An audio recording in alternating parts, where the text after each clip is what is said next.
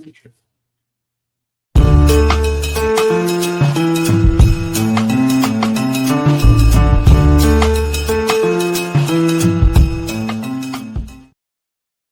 content presented in this podcast is based on real events and may contain graphic descriptions of violence, sensitive topics, and explicit language that may be triggering, offensive, or sensitive subjects to some viewers and listeners. Discretion is advised. The purpose of this podcast is to explore and discuss true crime cases for entertainment and educational purposes only. This podcast does not intend to glorify or sensationalize crime, but rather aims to analyze and understand the complexities of human behavior in the criminal justice system. We encourage listeners to approach this content with empathy, critical thinking, respect for the victims and their families. From criminals who called 911 on themselves to burglars caught by their own social media posts, this episode dives into the dumbest crimes and the stupidest criminals of the last 25 years. We break it down, real cases where bad decisions, zero planning, and jaw-dropping mistakes turn perfect crimes into instant arrests. This true crime comedy episode explores ridiculousness, criminal fails, self-snitching suspects, and crimes so stupid they practically solve themselves. Pour a glass and join us as we prove that sometimes the most biggest threat to criminals is their own stupidity.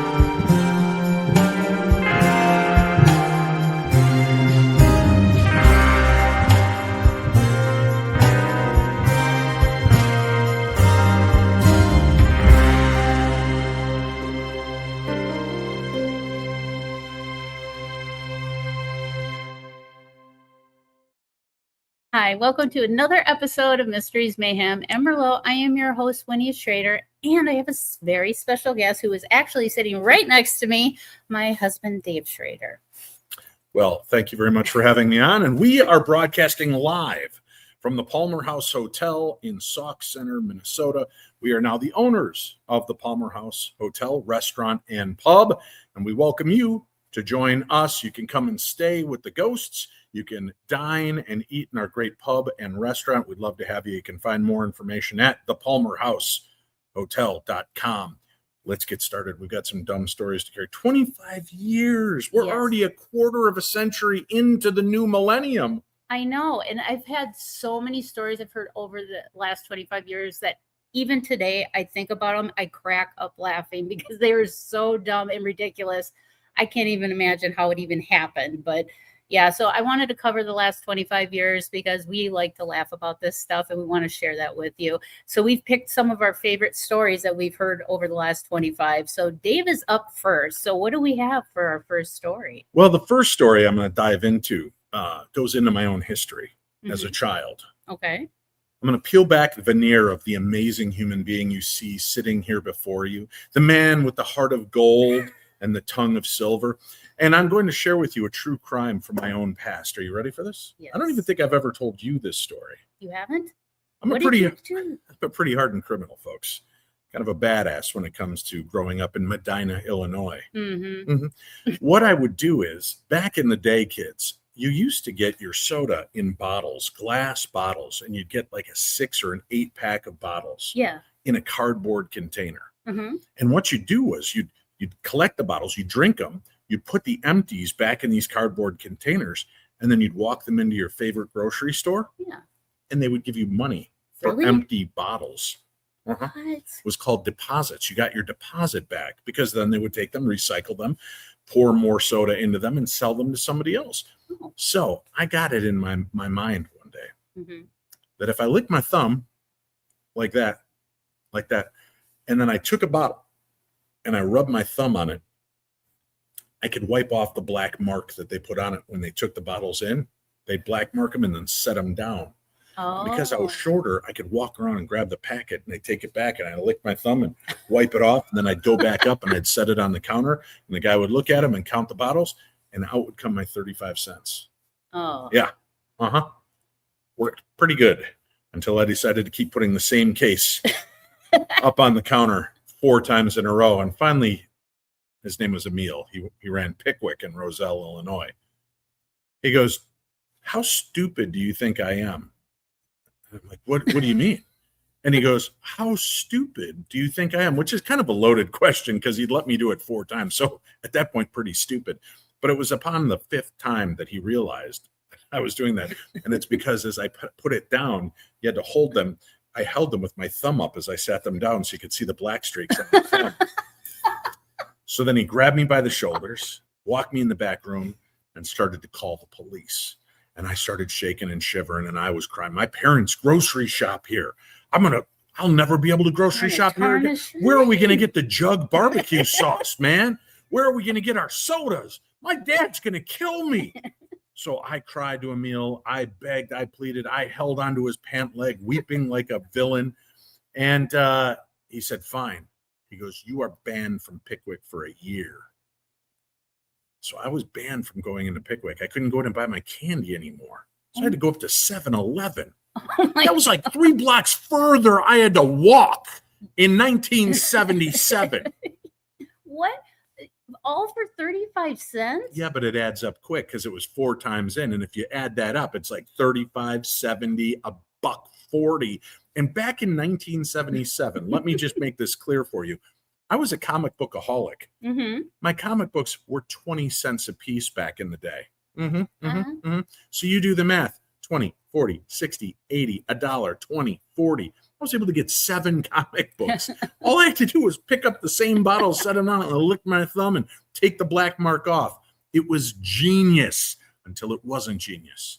Was it worth being 86 from the Pickwick there for a year? What made me nervous was my mom would send me in to buy her smokes. Oh, she'd pull up and she'd hand me the money. So I was like, I can't go there. All right. I turn into Jim Ignatowski from Taxi, right? Okie dokie. Then I walk in and I'm trembling, and Emil's eyes start to, and I've got money in my hand, and he's like looking at me, and I go, "My mom would like a pack of Kool and Salem's." And he'd hand me the pack of Kool and Salem's. I take the money and I go, "I'm not supposed to be in here. I know, but she wants to buy stuff." And he goes, "Get out now." And I'd walk out. So that's how he let me do my stuff. It was always with direct eye contact. It made me shiver. And it wasn't until years later when I used to work for a wholesale company that serviced grocery store chains and drugstores around the United States that I called on Pickwick as one of my clients. And Emil answered, and I had to tell him who I was. And he goes, "Oh, the thug." I made $1.40. What, $1.40? In 1977. $1.40 in 1977 is like $2,807 in today's money. You got 50-cent beat. Yeah, that's right. All right. Now here's the actual dumb crimes. Although I think that was pretty stupid. Yeah. In a story that sounds like it was pitched by someone that's had just 1 too many glasses of Merlot before bedtime, a Florida man recently learned that operating a Segway while drunk is still shockingly not a loophole in the state's DUI laws. Really? Yeah. Here we are. This is Andy Seegers, and he's 48, a retired gentleman from Davenport, Florida. How do you retire at the age of 48? Oh, yeah. What kind of world does this guy live in that at 48 he's like, "I'm tapped, I'm out"? Well, he must have some money because he's got a Segway. Good They're God. not cheap. Yeah, so he decided to take his personal transport device for an intoxicating joyride down a public roadway. But he forgot joy altogether. And he ended up face to face with reality, folks. The law. The back end of a patrol car after riding his Segway head on into oncoming traffic like the world's slowest getaway vehicle. According to the sheriff's report, Andy didn't even bother pretending he was sober. When officers caught up with him, he proudly admitted he had downed nearly 2 bottles of wine before climbing upon his self-balancing chariot of questionable decision-making. The deputies as good as they are, detected very quickly all the classic signs of someone who'd been sampling the grape juice: a strong odor of booze, slurred speech, and eyes that could practically function as water fountains. I think it's funny that that was their tip-off, not the fact that he was riding a Segway into traffic. Yeah. That would have been my first clue, and I'm no detective. And then came the numbers, and that's what really sealed the deal. Subsequent breath tests reportedly showed Andy's blood alcohol content at around 3 times the legal limit for driving a Segway. That's right. On a public road with cars going the wrong direction, apparently 3 times the legal limit's just about 3 times too much. I guess Florida just doesn't have that tolerance law. Yes, folks, the man surfing a Segway like a drunken penguin was technically breaking the law because Florida classifies a Segway as a motor vehicle. Who knew that a vehicle with a motor would be considered a motor vehicle? Not this guy. So how rich could he have been? Did he not know that he was riding in a vehicle that was motorized? I don't know. And I don't even know how he could do that drunk, because I can't even drive one of those things sober. I'm all over the place. I end up getting stuck and spinning. She does the same in a Yugo. Yeah, she's not. I don't let her drive my car often. Lots of spinning. Andy was cuffed and charged with a DUI, making him one of the few people in history to be arrested for drunk Segwaying. Do you think that there has to be a lot of drunk Segway people, because you go to these towns, yeah, and people are Segwaying or biking from bar to bar? yeah. And now you've got these e-bikes. You can swipe your card and do that. Mm-hmm. Cops have just got to be sitting there, I'm sure, on the corner waiting. they have to, because like I know in like a lot of resort places, and they rent these out, and there's like bars and everything, like in Florida, coastal places. There has to be drunk people, right? That's kind of scary, because they could really get hurt. No, they could get hurt. How about the idiot? They're riding into traffic against the grain. Well, I mean, you're not an 8-year-old on a Huffy who's riding so that you can see the cars coming at you on the side of the road. That's the way I was taught to ride my bike, not with traffic, because you can't see if a car's careening behind you from some lunatic driving it, not paying attention because they're busy texting. Oh, no. Anyway, yeah, I would say that would have been my first tip off. But how much do you think? All right, this guy was drunk 3 times the legal limit, driving a Segway into oncoming traffic, unabashedly admits to it. Yeah. What was his bond? How much did he have to post to get out of jail that night? $1,500. That's not a bad jail. Now, see, maybe I'm just old fashioned. When you're drunk driving anything, why are you getting out of jail at all that night? Right. I honestly, I don't. It should be a $2 billion, $2 billion. It should, though, because it's very dangerous, whether you're in a vehicle or whatnot, to drive under the influence. So whether you're in a vehicle or whatnot, or not, like if you're on a motorcycle, car, truck, semi, Segway. How about lawnmower? Riding lawnmower, yes, you can get a DUI. Have you seen those goofballs that have souped up their lawnmowers? I'm and then kind of guilty of that. You souped up our lawnmower? Not ours. I was going to say, I don't think so. I've seen you out there trying to push it. We used to have tractor mower wheelie contests. We would soup them up. With the blades still on? No. We took the blades. We took the whole blade. Well, then obviously you weren't drunk, because then with being drunk, the blade stays on, because you're like, it's safe. It's underneath me. It's underneath me. I'm on top of the tractor. On top of the tractor, and the blade is beneath me. And then until you're not, and then you're in a ditch, and you're most likely, maybe I'm being racist, maybe I'm being the wrong kind of guy here, but I'm going to guess your mud flap hair would have gotten caught in that. Yeah, there was no deck or blade on it at the time, but yeah, there were mullets. Mullets were involved, yes, and beer. Yeah, but yeah. See, mullets and beer. That should be the name of the show. Let's just screw this Mysteries, Mayhem, and Merlot. That sounds too classic. Let's just call it mullets and beer. That's pretty much how it goes. Right. Oh my gosh. Okay. What's our next story? Well, this was not fun trying to come up with an image for this one, but and what can only be described as an Olympic level confidence paired with criminal grade decision making. Completely naked playing basketball. A man was caught. According to authorities, officers were called to deal with suspect who behavior and already crossed the line from concerning into, sir, what on God's green earth are you doing? But nothing could prepare them for what they encountered next. There he was, no clothes, no shoes, no shame. Just a fully unclothed man casually shooting hoops like he was in Game 7 of the NBA Finals, and clothing was merely a social construct. Mhm. Witnesses reportedly watched in stunned silence as the man dribbled, shot, and moved. Wait a minute. What? He dribbled and he shot. Wow, this turn. Are we still talking about the basketball? Yes, I hope. I can't tell. He might have been excited during this. He moved with the kind of confidence usually reserved for people wearing at least shorts. This was not a streaker fleeing scene. This was an athlete, a professional, and professionalism meant butt naked and deeply committed to the bit. Police arrived expecting one problem, instead of found a full-blown nude pickup game minus the pickup and plus several other crimes. Officers ordered the man to stop, which shockingly did not immediately work. Really? Get out of here. How can you defend yourself? You're in a public place and you're naked. What do you? It's easy. You just hypnotize them by twirling it like a helicopter. They'll be so mesmerized. Like a Jedi mind trick. Yeah.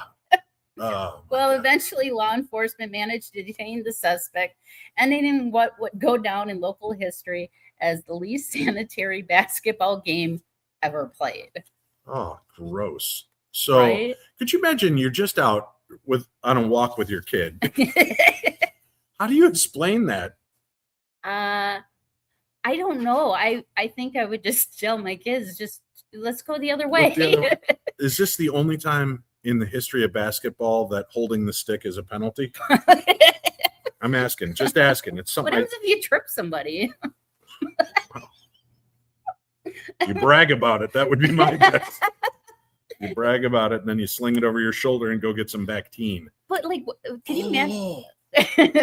Oh, God. How many of you just had a quick flash of Bactine and then imagined it getting sprayed on something like that, slung over your shoulder? Well, I can't imagine. What did the cops do? Like, did they throw clothes on them before they cuff them and put them in the back? Or What did they cuff is what I want to know. But like, ew, he's got like his butt on the bare seat. Ugh, That's gross. probably the least of their problems. I'm going to guess. Oh. Have you ever sat in the back seat of a cop car? They're like plastic. It's hard. The seat, just let me be clear. And you have like no knee room. Yeah. And then you got that mesh fence up in front of your face. I've heard. No, I've been in a couple cop cars. I have too. Not for bad reasons. Yeah. I have not. They like to go to kids' school carnivals, and they like to take pictures of our kids in the back. So Yeah. So I've been in the back seat a few times. I actually used to go on. I was part of the Junior Explorers Club in, I think it was Hoffman Estates, Illinois, which was a junior police department, and we could actually go on rides with the cops at night. Oh, fun. And they let me ride in the back, which at that time I thought was pretty cool because I thought I was cool thugging. So I'd be like in the back seat looking out the window, shaking my fist at people when they drive by, looking at this little 14-year-old miscreant, and the cops would get a kick out of it. And then I remember they go, "Oh, we're getting a call," and he says, "Get up in the front seat." And I sit up in the front seat, and then he and his partner out there talking to this woman, and she's all kinds of messed up, right? Yeah. She is a lady of the night. Okay. I'm going to use the term lady. And they put her in the back seat and then asked me to sit in the back seat to keep an eye on her. Oh. So I'm like, yeah, I'll do this. She's flirting with me the whole ride, because who wouldn't want a little piece of this? And I'm thinking, because she was cute. She just looked like she had smeared lipstick and had been crying because somebody didn't pay her and might have said some hurtful things to her, of which I didn't know what they were until later. Oh, okay. And we got there. I was being all coy and schoolboyish in the backseat with her, and the cop in the front kept watching in the rearview mirror. And we get to the station, and they take her out, and I'm standing outside by the cop car. They take her into process, And then the two cops, the guy that was in the second car and him come back and they go, so what'd you think? Your first prostitute? And I'm like, no way. She was a hooker. And they're like, yeah, she was really into you. And I go, yeah, she was totally into me. And they go, I bet you could have even gotten it for free tonight. And I go, really? Do you guys ever do that? And they go, well, not with her. And I go, why not? They go, because she has a penis. Oh my God. And that's just what had happened, is that she had had some fun with the gentleman that paid her. Okay. And he found out that she was an outie, not an innie. Oh, okay. And didn't like it. Okay. Yeah. And so he said some hateful, hurtful things and didn't pay her and left. So that was it. So I take the affection right and get it, folks. That's all I'm saying. Right. Yeah. So. All right. Ready for our next story? I am. Let's do that right after we take this break. And we're back. Okay, so we got another story up. It is Dave's turn. So where are we going with this story? I'm sure everybody's been asking that about the first two stories. Where are we going with this? And what can only be described, and I've had this problem myself, folks, as gastrointestinal betrayal of the highest order. Are you ready for this? A Missouri man successfully hid from police right up until his own backside decided to snitch on him.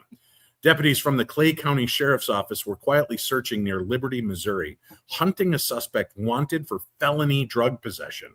The man was apparently doing everything right, staying low, staying still, staying silent.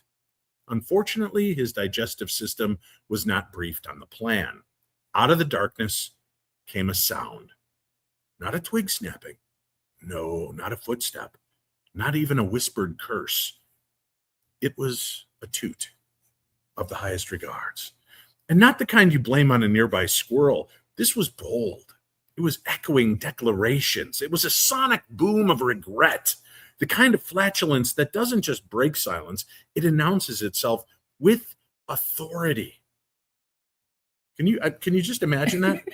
Now, at this point in the story, like you, I'm wondering, is he budding some cocaine? And when he farted, did a puff of smoke come out? I don't like know. A powdery substance.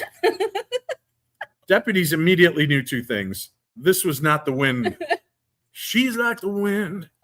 That was their guy that had let go with the air crunch flow.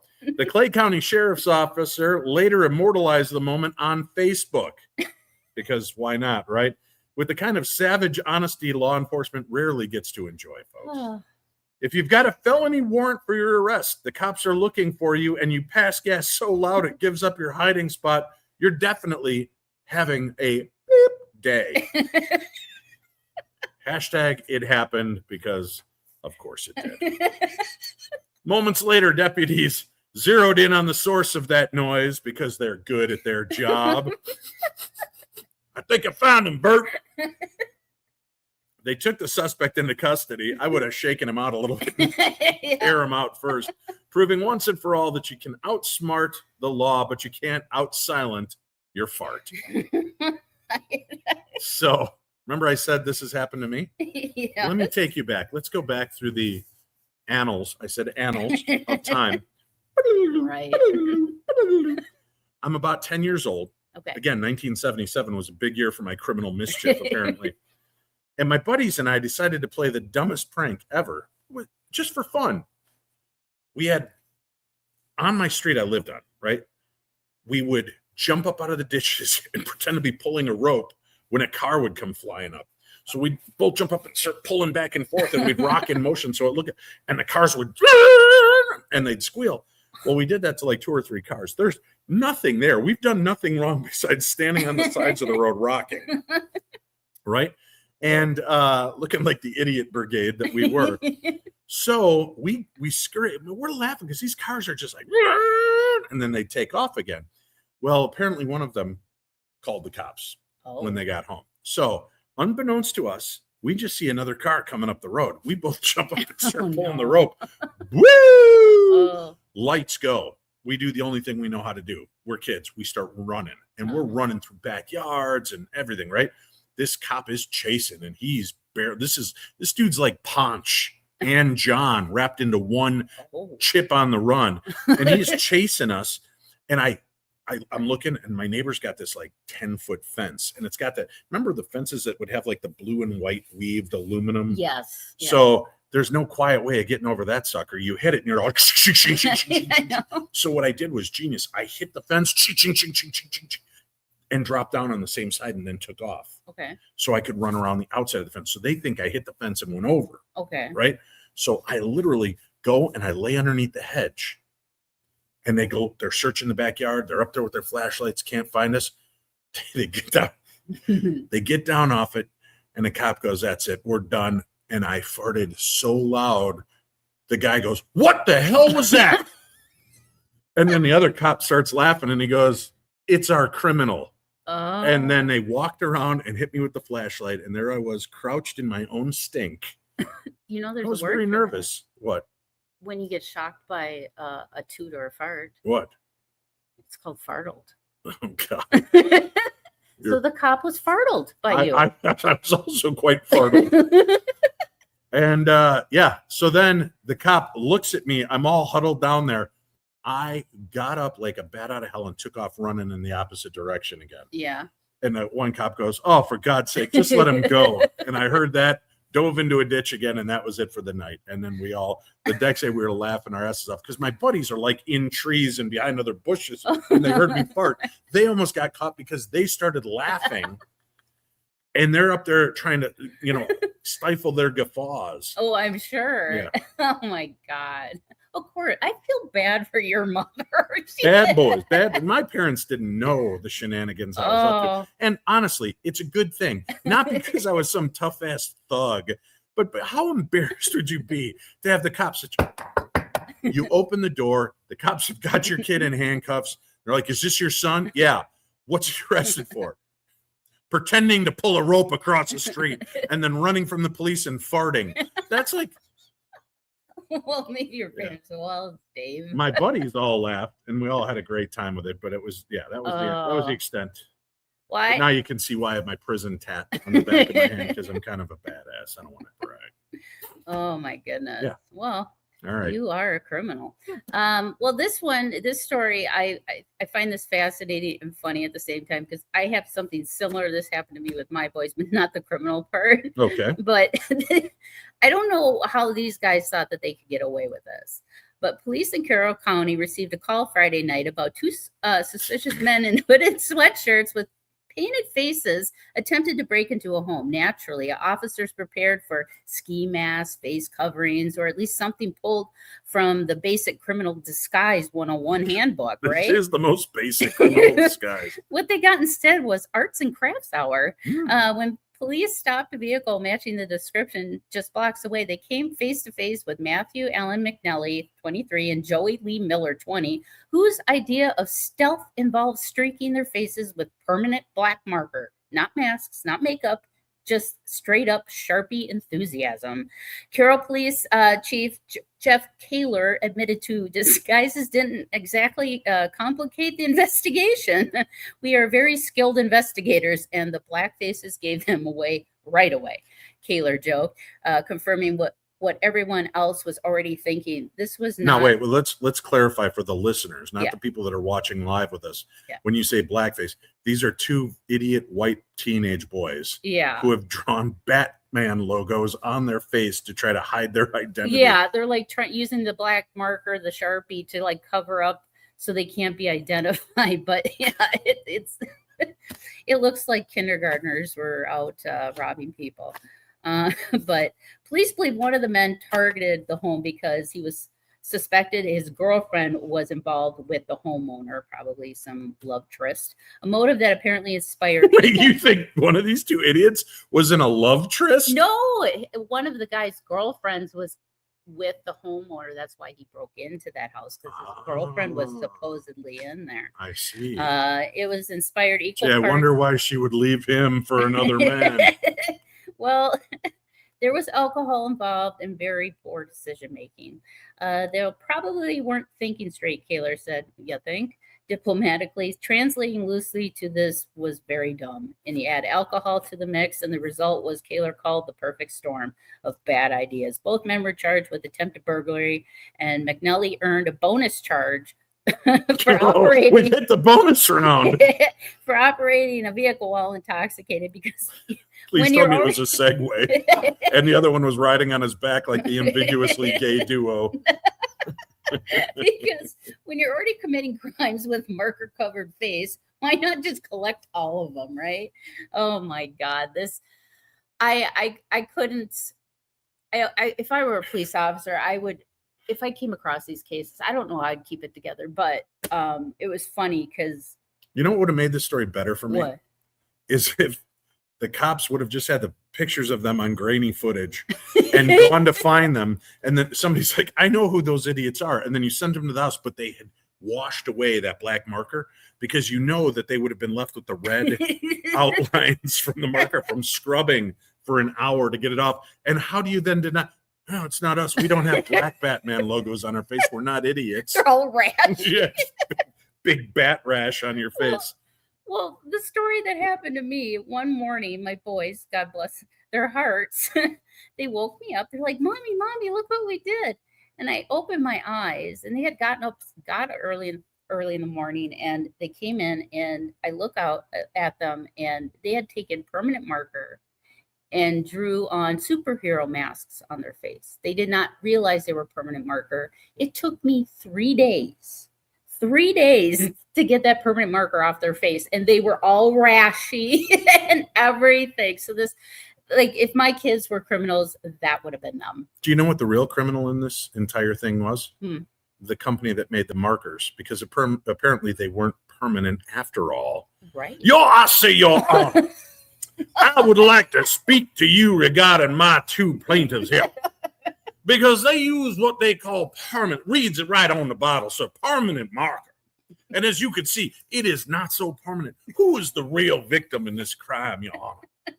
I would pay attention when I'm talking to you, sir.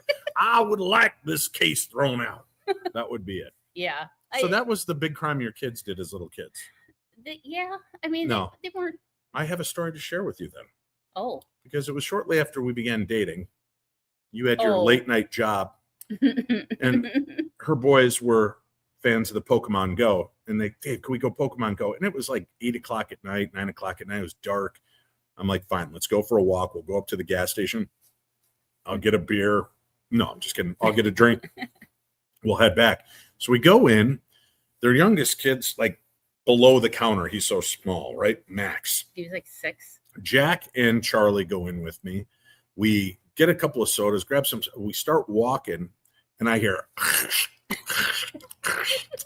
and I turn around and I look, and Max has just got an apple, and he's just,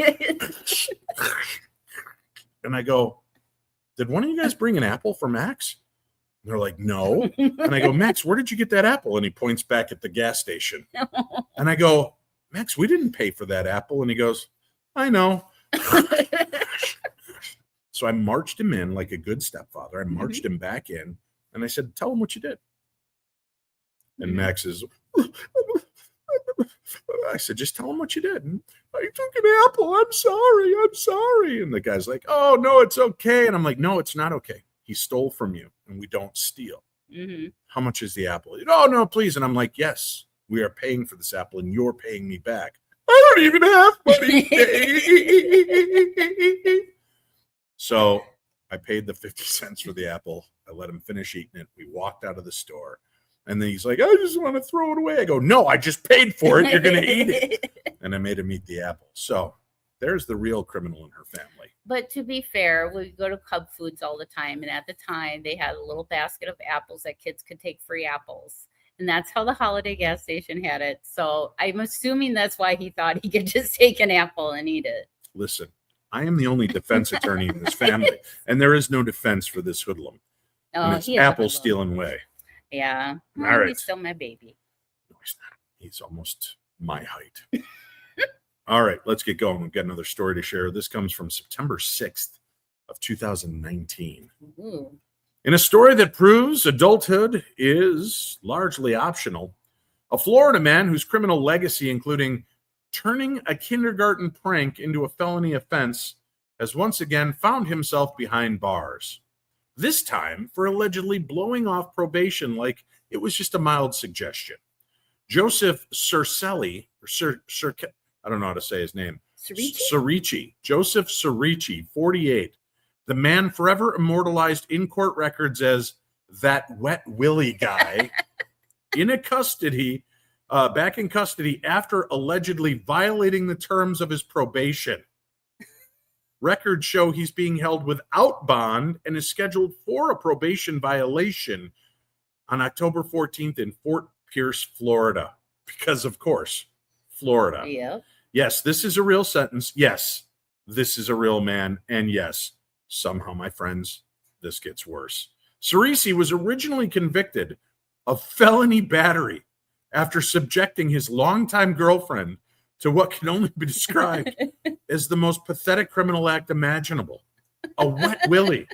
You know, where you stick your finger in your maw and you wiggle it around and get it all saliva coated and then shove it in somebody's ear and kind of wiggle it around a little bit. A move typically reserved for playground bullies and deeply annoying your younger siblings. Well, according to police, though, the incident began when the victim came home from work to find Cerici drunk. Oh, a drunk Florida man. Is there any other? No. Sprawled out on the living room floor like an abandoned couch cushion. Earlier that day, he reportedly called her at work with a romantic demand. Order me a pizza, bitch. Now. Nothing says healthy relationship quite like barking fast food orders while intoxicated. I think what's healthy about it is Your Honor, I would like to submit. He is simply setting boundaries. Women say in a good relationship they want boundaries. I say boundaries, Your Honor. Order me a pizza, bitch. When she got home, things escalated. What a surprise. From emotionally exhausting to legally actionable. What? Legally actionable? The victim told police Cerici argued with her, grabbed her arm, pulled on her hand, and then, because clearly that wasn't humiliating enough, jammed his saliva-soaked finger into her ear. Listen, ladies, please. I'm in no way besmirching you. I get it. Man grabs your arm. That's scary. He grabs you by the wrist, starts dragging you. That's terrifying. But that's not the reason you called the cops on him. It was because he went, oh, you. Like that to you. So gross. I'm calling the cops. You do, and I'll be sorry. Yeah.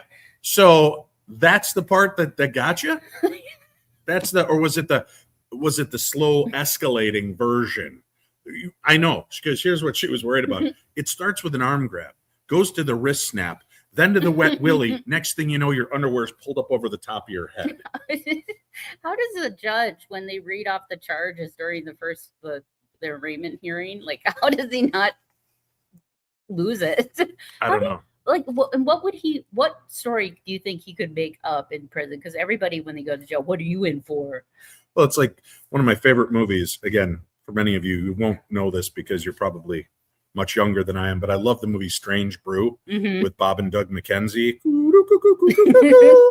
And I love when they get arrested for something stupid and they go in jail and they're like, oh, yeah, we killed some cops, eh?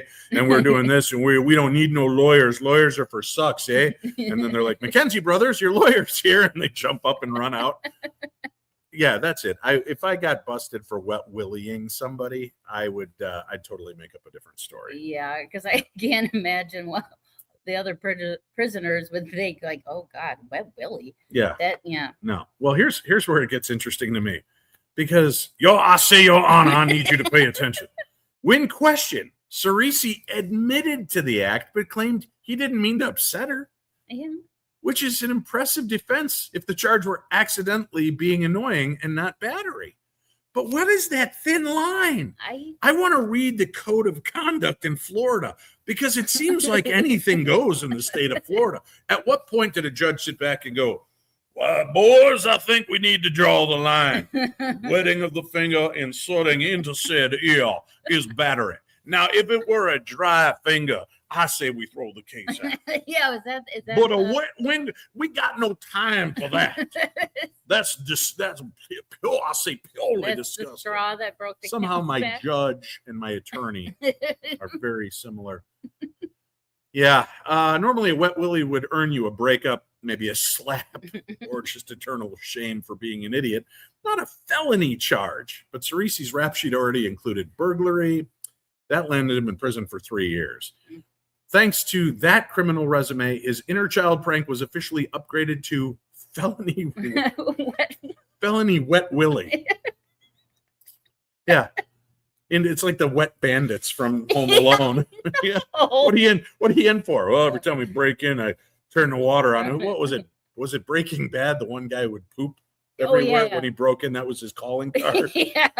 It's like, oh my God. Just wet willies everywhere. In December of 2019, Cerisi pled no contest and was sentenced 5 years of probation. But he got credit for the 126 days already served. And then he got charged $1,150 in fines and court costs. Oh my God, that was more than the drunk guy in the Segway. Oh my God, it's crazy. Now I'm thinking about it. Do you know how many times I've been like, my grandson's on my lap and I'm talking, also he jams his finger up my nose? Yeah, Is this? Can I call in the cops? This kid's got to go. Elder abuse. That's elder abuse. Did you know? No. Bad touch. Bad touch. Oh my God. All right. Now, this one I have talked about, but this one is so good that we have to talk about. I say I'll be the judge of that. No, trust me, you're going to want to hear this one again. Let's go. All right. Now. Oh, God, his name is Matthew Pancake? It is. His name is Matthew Pancake. Oh, An Ohio man allegedly burglarized multiple businesses, infiltrated a pet store, kidnapped several hamsters or gerbils, kind of a mix, and then fell asleep in a public place wearing a leopard print onesie because after a long night of chaos, even criminals need a nap. Police say 31-year-old Matthew Pancake, already a name doing most of the comedic heavy lifting, was arrested early one July morning after allegedly breaking into a Petland pet store in Columbus, Ohio, turning it into what can only be described as a furry jailbreak. When officers arrived at the scene, they were greeted by an absolute mayhem. Dogs wandering the parking lot, birds fluttering around. Kind of like in Pee Wee Herman. That's exactly what I'm thinking of. Yeah, when he keeps looking at the tank full of snakes and keeps walking away. And he eventually gets them. Yeah, and then passes out on the sidewalk. And the birds were flying around like they were just granted parole. Bunnies hopping toward jailbirds toward freedom. At least one confused hamster trying to process what had just happened. Several small animals were still missing, presumably lasting boarding a Pancake Airlines nonstop to pocket dimensions. But Pancake wasn't done. Oh no! Police say he allegedly smashed his way into a nearby Roosters restaurant, a shoe store as well. Was he trying to? Did he think they were roosters? He was going to set them free. Is this guy part of PETA? This lunatic? Roosters? They ain't gonna let them out. He's wearing a leopard print onesie too. I don't know. Yeah, it's faux leopard. Well, eventually officers tracked Pancake down outside a Big Lots store where they found him. Of course they did. Where they found him asleep on a bench. He wasn't hiding or anything, just resting in his little onesie, like a man who had just done too much and decided tomorrow was a problem for the future. During a routine frisk, officer made a discovery that will live forever in police lore, and we have a video of that. We do? Oh, yes, we do. Are you sure? I'm pretty sure I'm sure I did have it. I'll have where did it Here, go? let me reenact. Oh my God. You should have just played the Pee Wee Herman video. That would have been the exact same thing. I know. Well, I will get it up. Don't worry. Pardon me? Not on air. That didn't sound good. No. Yeah. You want to hear a funny story? I'll kill a little time while you're kill a looking little for the video. Because this would also fall under felonious assault. Oh. And it involves yours truly. Oh no. It's Dave's day of confessions. The new year's coming. I'm trying to purge my soul of all of my ill doings. So I worked at Noah's Ark Pet Center in Bloomingdale, Illinois, at Stratford Square Mall, which has now been reduced to rubble. And when I got hired, I said I would do anything. I would clean dirty cages, anything. But I'm not touching the snakes and I'm not touching the tarantulas. Yeah. Well, the tarantula part fell apart quickly because like day 3, a tarantula got loose. And the pretty girl, Lisa, that was working there, the cute little redheaded girl, I'm starting to sound like Charlie Brown. She's hollering. So I immediately jump into action. And by jump into action, I grab 2 fish nets and not stockings, just let me be clear, like nets for catching fish. And I clamped them around the spider, thinking I was pretty genius, not realizing he was now in charge because he spun a web to keep the thing. I couldn't peel it apart. Oh. He cocooned quickly inside it. It was the weirdest thing I've ever seen. But that's not the problem. So I've been there about 7-8 months. Okay. And this mom comes in, really cute mom, right? And she's looking at getting a ferret. I don't know why cute was important, but I felt I needed to share that. Moms just need to know they are cute. So she wanted a ferret for her son. So I take out our ferret that we had, aptly named Farrah. And I'm playing with Farrah because she was worried ferrets are bitey and because they can be playful and they'll nibble at your toes and jump around and prance. And I'm like, no, they're great. They're so good. Don't worry about it. And as I'm holding him, talking to her, suddenly she kind of looks over my shoulder and she does one of these kind of reactions. Oh, what? And I turn and look, and over my shoulder, 2 of the snakes had gotten out of their enclosures and they were hovering about 3 inches from the side of my face. And I did the only thing a man can do in that moment. What was that? I screamed, I dropped the ferret, I grabbed the woman, and I pushed her at the snakes. No, you didn't. Yeah, I did. Oh my God. I did. It was let's reenact. I'm holding the ferret. I turn, I see, and I go, oh!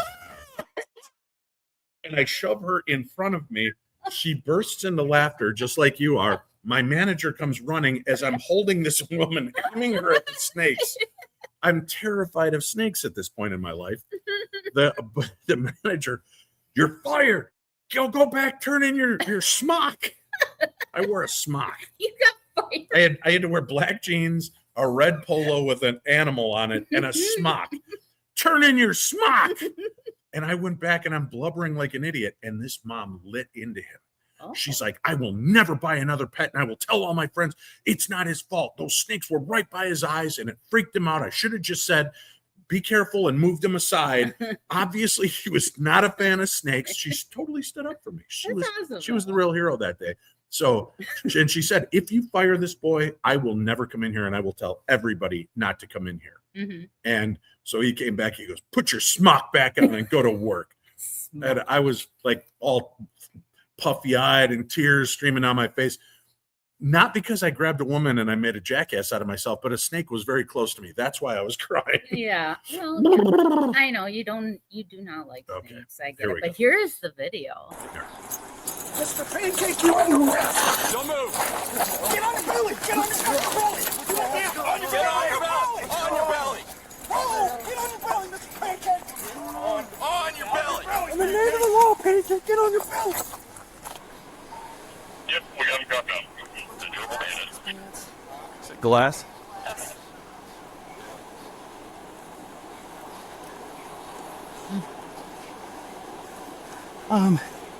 There's a dog collar. The hell am I under arrest for? Serious. Criminal damaging.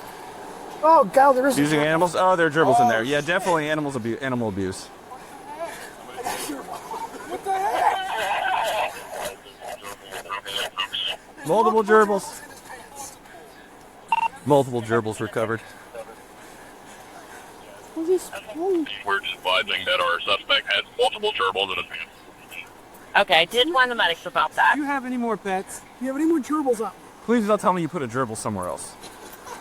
In my shoes. For your safety, is there a gerbil inside you? Your Honor, this very well could be a religious indication. My client just felt that reducing these gerbils to inside his clothing was the safest place to keep them warm while he napped. And for them to automatically assume, where was their concern for these pets when they wrestled my man to the ground, throwing him down violently? I love it. You're ours, man cake. They yelled at him, or pancake, man cake. You're ours, pancake. And they're like cuffing. They were so violent about it. The dude's sleeping. How about you just go up and kneel on him and cuff him? He's sound asleep. And then just explain to him, you have any Please don't tell me you got one somewhere, man. Don't tell me. For your safety. Did they have to check? They had to check when they get in. I'm sure when he got brought to booking, they did a full cavity search. And you thought Wet Willie was the grossest thing you've ever had in you. Oh, I feel so bad for those gerbils. I don't. They were warm and sleepy inside his soft leopard print, nuzzling against his kneecaps. Gross. Your Honor, if I ever were to return as a gerbil, and a man was to free me from the indentured servitude and carry me about in his warm, comforting leopard print pajamas, I should only be so lucky. And just to top it off, his last name is Pancake. You can't be, it doesn't get better than that. It doesn't. Or Right? does it? We'll find out right after this message. Okay, and we are back. Oh, we got another one. Now this one I could see one of our boys doing at some point. Not maybe the criminal aspect, but just doing it for fun. What do you think? I don't know. Let's find out, shall we? In a bold experiment, proving once again that duct tape is truly the master of all tapes, a Kentucky man earned himself a decade in prison after attempting to rob a liquor store while wrapped head to toe like a sweaty arts and crafts project gone horribly wrong. I'm a ninja. I'm a ninja. It's my ninja man. Look at how his face is squished. Give me everything in the miniature. What? Give me everything in the miniature. Meet Casey G. Casey. I'm Casey G. Casey, and welcome to America's Top 40 Criminals. A 25-year-old man who apparently looked at ski masks, hoodies, and literally any normal disguise, even passing up permanent marker, and said, nope, I'm going to choose the hardware aisle. According to police, Casey entered an Ashland, Kentucky liquor store on August 10th of 2008 with his entire head wrapped in duct tape, leaving only small openings for his eyes and mouth, because nothing says criminal mastermind like temporarily blinding yourself and restricting airflow before committing a felony. It's on his eyelashes and eyebrows. He had to come out of this looking like alopecia majora, right? Very patchy looking. Oh, very patchy. And this is, I'm not slighting on alopecia majora. That I know I'm what not, you mean. but it's got to be like instant. Just rip it right out. Because look at how tight he's got it on. I know. He has it so tight on, you can see the water in his brain squeezing through. Oh my God. All right. So according to police, Casey entered an Ashland, Kentucky liquor store on August 10th, totally wrapped in duct tape. Witnesses described the scene as less Ocean's 11 and more Home Depot the musical. Once inside, Casey reportedly threatened to harm a store clerk. I'm going to beat you up if you don't give me all the money in the register. What? Give me all the money in the register. Because when a man wrapped like a leftover burrito demands cash, you don't argue. You comply. You might quietly wonder how long the tape is going to hold. Give me all the money in the register. It didn't hold for long. Before Casey could even make his daring escape, another store employee tackled him in the parking lot, ending what may be the least athletic getaway attempt in modern criminal history. Police arrived shortly afterward and arrested Casey without incident. No weapon was found, which frankly tracks, right? And then came the best part. Oh, there's more. Oh, there's more? According to Ashland police, Casey had perspired so heavily during the robbery that the duct tape began sliding off its head, his head on its own. So I guess he wasn't as dumb as we thought, folks. You work up a good sweat, a nice moisture, you get a little spritzel, and it just slides right off you. So let's just take a moment. Let's reflect. The disguise failed because of police brilliance or surveillance footage. No, but because the human body rejected it simply on principle. The human body's like, what the hell have you done to me, boy? I say, take this tape off my head.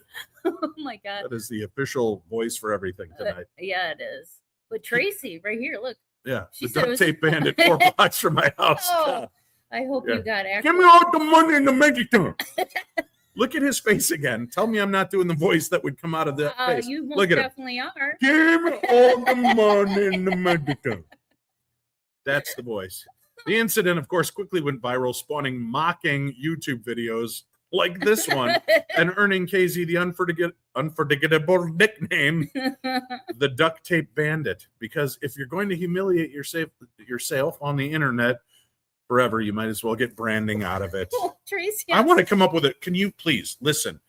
One of you graphic artists out there, my address, I'm going to say it twice, 500 Sinclair Lewis Avenue.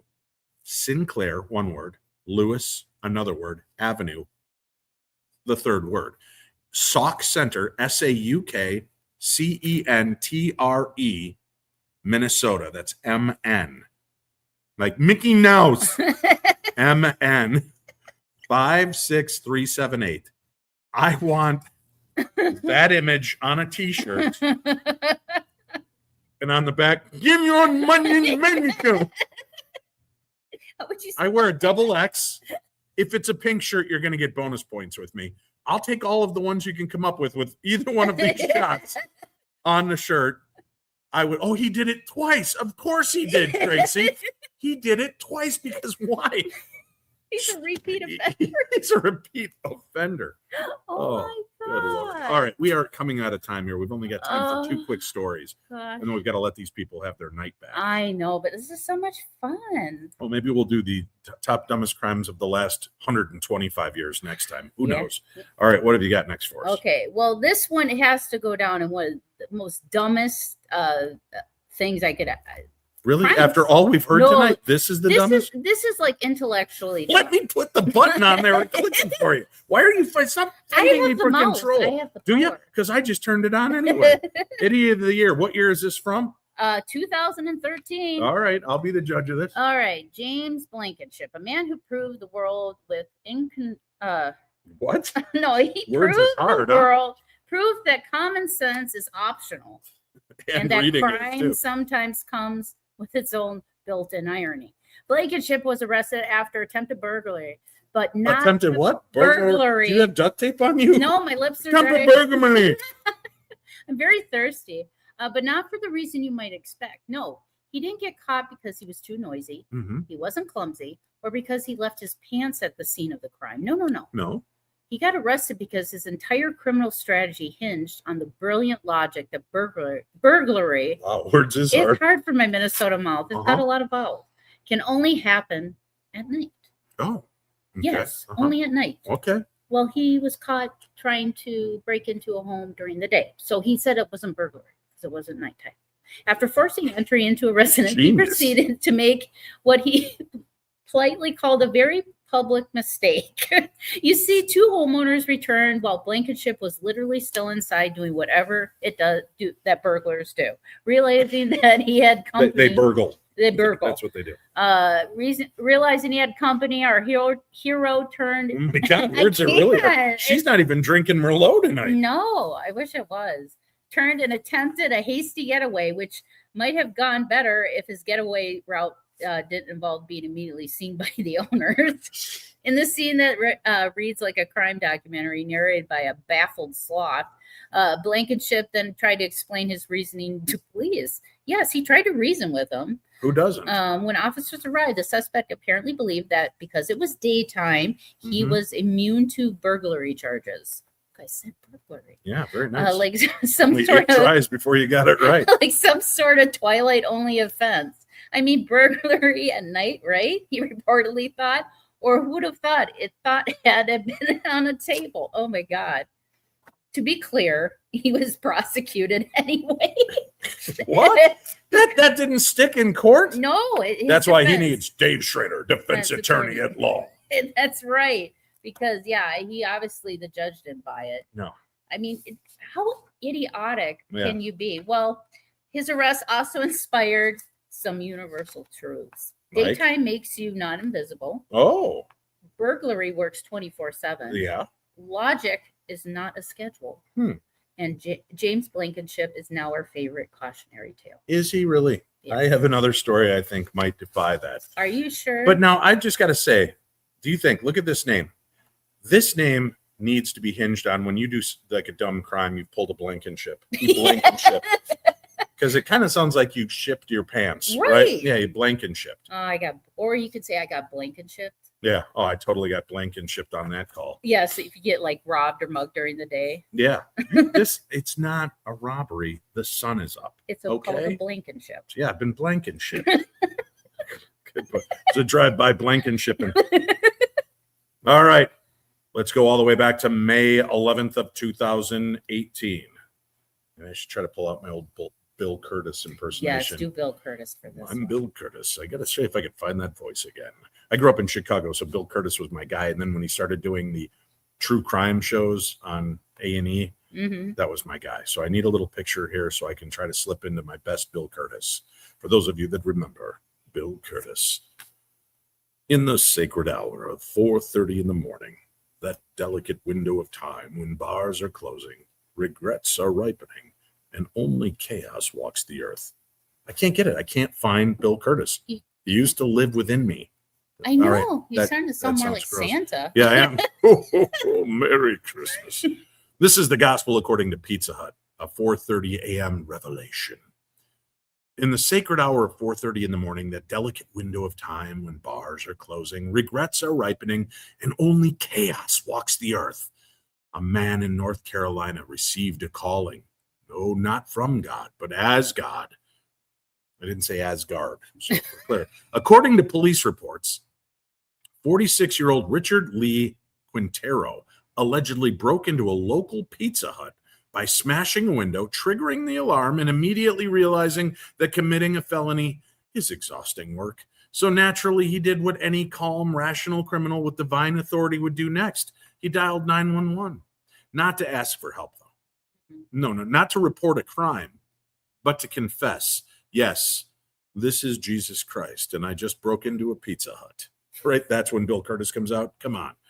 Imagine being the dispatcher on the other end of that call. Imagine the pause, the nervous blinking cursor of reality buffering, somewhere between, is this a prank? And I don't get paid enough for this. The dispatcher had to decide whether to laugh, cry, or immediately update the resume. The caller went on to explain politely and calmly, as only Jesus, the Pizza Hut criminal, would do, that he was the Son of God and a customer of the year. And he had broken a window, set off an alarm, and was currently inside the building. Not running. No, not hiding. The Messiah does not need to hide, for he is the Messiah. He is the chosen one. When officers arrived, though, they didn't find a frantic suspect or a half-eaten crime scene. They found a man settled in, enjoying hot pizza and washing it down with a Mountain Dew, because nothing says divine mission like fluorescent green caffeine at dawn. Right? Now, okay, listen to me. At this point, I just need to know, though, this would have been my thing. I'd have been like, if I was at Jesus, I'd go, let me get you a slice of pizza, and pulled out a napkin and touched it.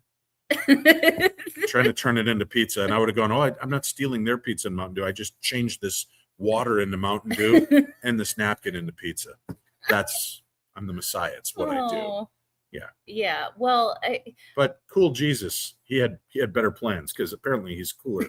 To his credit, he didn't deny anything. He openly admitted to breaking the window, setting off the alarm, and even he was the one that called the police on himself. Truly a model of accountability. Right. If more criminals, Winnie, behaved like this, crime shows would be about 6 minutes long. Authorities later determined the man was experiencing a mental health crisis. Instead of charges, he was taken for medical evaluation. And in the end, no one was hurt. The pizza was consumed, and somewhere a dispatcher has a story that will never be topped at family gatherings. And thus concludes another modern miracle. A man broke into a Pizza Hut, called the cops on himself, claimed to be Jesus Christ himself, and still managed to walk away without charges. If that's not divine intervention, friends, I'll say I don't know what is. Oh, we do have video. We do? We do. Let's watch. Okay. Highpoint 911, what is your emergency? Yes, this is Jesus Christ, and I just broke into the Pizza Hut. I broke the window in. I'm here. Jesus is here now. He's back to earth. All right, and so you don't work there? No, I just broke in. Had a pizza. I'm Jesus. And what was your name again? My name is Jesus. What's your last name, Jesus? Christ. Okay. And what do you look like? I look like Jesus. What else do I supposed to look like? Why'd you do that? Because I'm Jesus. I can do whatever I want. We're tired of Judases on this earth. We're going to clean this earth up.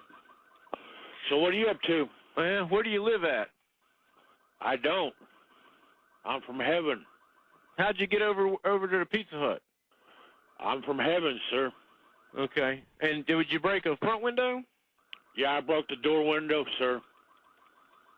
And did you eat a pizza? Yeah. Had a Mountain Dew. The police say that Jesus, also known as Richard Lee Quintero, was found inside the Pizza Hut, actually eating that slice of pizza and drinking that Mountain Dew. Oh, bless his heart. He would have gotten away with it, too, if he had just used Jesus's full name, Jesus H. Christ. Then there would have been no question, but he forgot. I do have some good news. He was suffering from some mental illness. What? He spent 40 days in jail. Jesus wasn't in Florida breaking into a Pizza Hut? No, unfortunately, Jesus has better things to do. Does he? Yeah. I mean, Mountain Dew is pretty good. Pizza Hut pizza is good. It glows like Jesus's, I almost said umbrella. I meant halo. But no, he spent 40 days in jail. Did you hear? The Messiah, the King of Kings, the Son, the Lamb. I'm sorry, what's your name? Jesus. And what's your last name? Christ. Boy, what's wrong with you? What do you look like? I look like Jesus. What do you think I look like? He looked more like he belonged in that Oh Brother, Where Art Thou? Didn't he? Yes. That's it. He didn't look like Jesus Christ. He looked like he belonged in a movie with George Clooney. Yeah. Well, I'm glad though. He, after spending 40 days in jail, he did get put into a psychiatric hospital where he got the care that he needed. Because obviously you can't be going and breaking into Pizza Huts and pretending you're Jesus Christ. It's just not a thing. No. I love his honesty though on the phone call. And he even said, sir, he's very polite. Where'd you come from? Heaven. What's wrong with you, boy? Did your mama drop you? But I do love his honesty. There is that. Yeah. Wow. Fun night. Stupid stories. Just proves nothing has changed in thousands upon thousands of years. Yeah. Crimes are just as dumb as they were when we began dragging women by their hair into our caves, trying to propose to them, and apparently they don't like that anymore, so you can't even give them a wet willy. We learn lessons together on shows like this.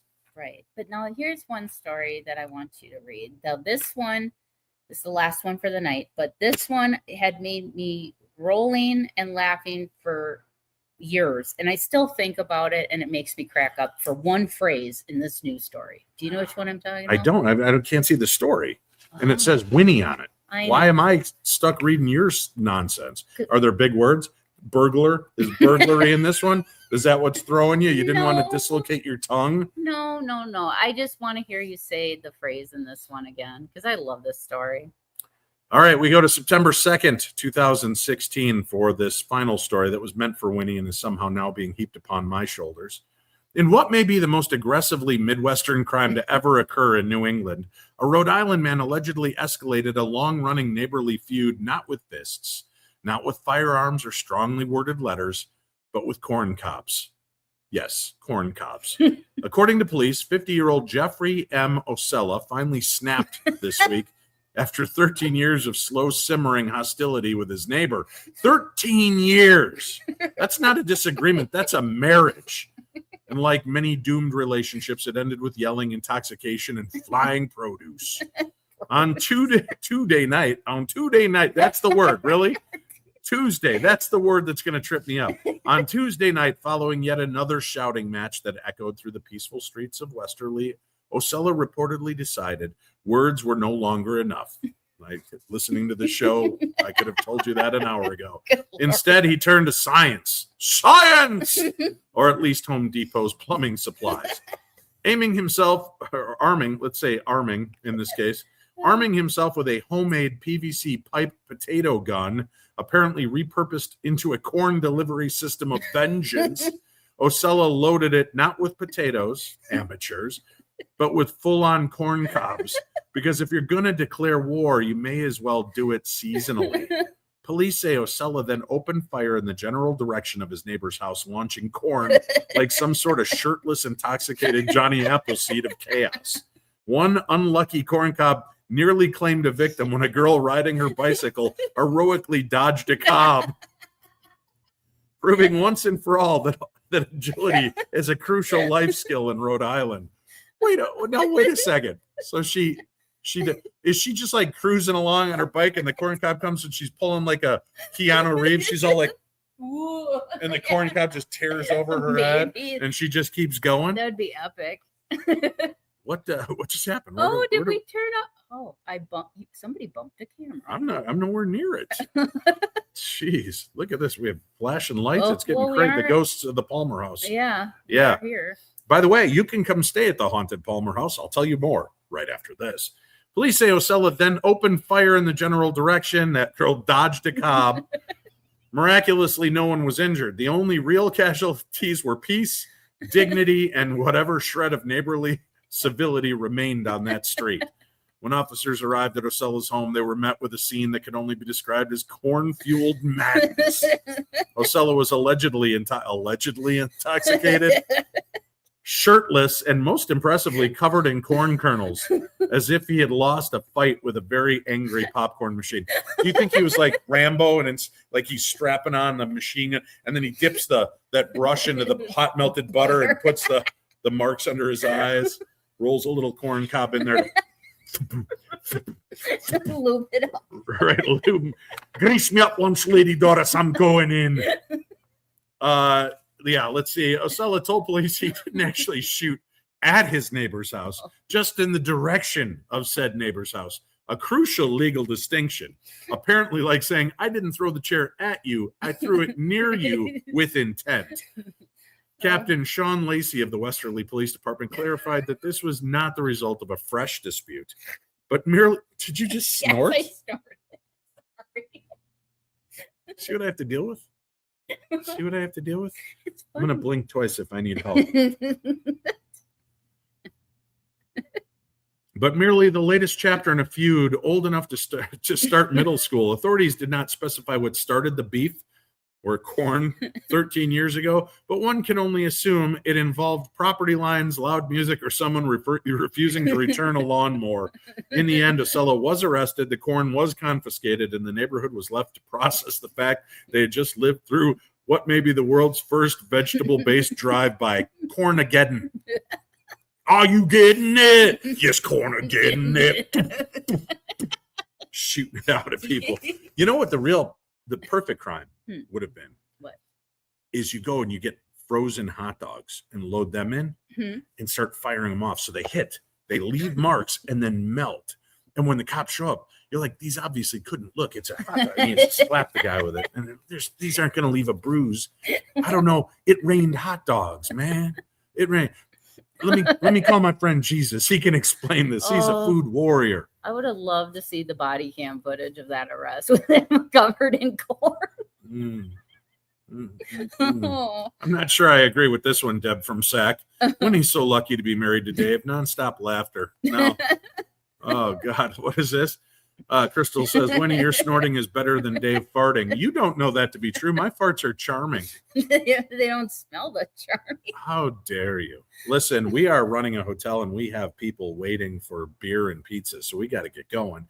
But if you'd like to join us at the Haunted Palmer House Hotel, whether it's just to come and have a leisurely stay, you can come. If you check in on a Friday and Saturday, we're going to give you a free Thursday night. Because when you check in Friday, 3 o'clock in the afternoon, half your vacation's already over. So why not come Friday night, crash, relax, then you got all day Friday, all day Saturday to enjoy the charms that is Sauk Center, Minnesota. And it's a great little town. We've got a metaphysical shop. We got one of them Walmarts. Ooh, yeah, so you might get to see the next dumb criminal right here in Sauk Center. We also have thrift stores. We've got haunted cemeteries. We've got a lot of cool stuff. And you can stay at the Haunted Palmer House Hotel. We've got our bar, our pub. We serve delicious food and drinks, and we'd love for you to come on in. Book your reservation, 320-351-9100. This is the only way I agreed to do her show, is if I could advertise 320-351-9100. Phones are open. Make your reservation now. Come on out and visit with us at the Haunted Palmer House Hotel and have a great time with us. And maybe we'll just do a live show here.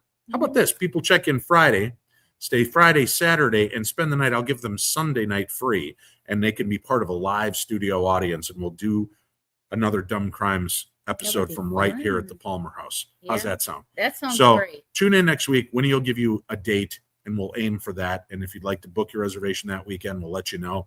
And if you don't, well, screw you. Good night, everybody. And there will be a link in today's description to go to the palmerhousehotel.com. You can check out our tours and everything there. The history of the Palmer is listed on the website as well. So please check it out. If you get lost, just look for the guy at the underpass wearing the leopard outfit with the gerbil. He'll point you in the right direction. That is right. Well, thank you guys so much, and I hope to see you all next week. Thank you for joining me for another episode of Mysteries, Mayhem, and Merlot. And until our next case, my armchair detectives, stay safe, stay vigilant, and stay aware. I'll see you right here next week on Mysteries, Mayhem, and Merlot.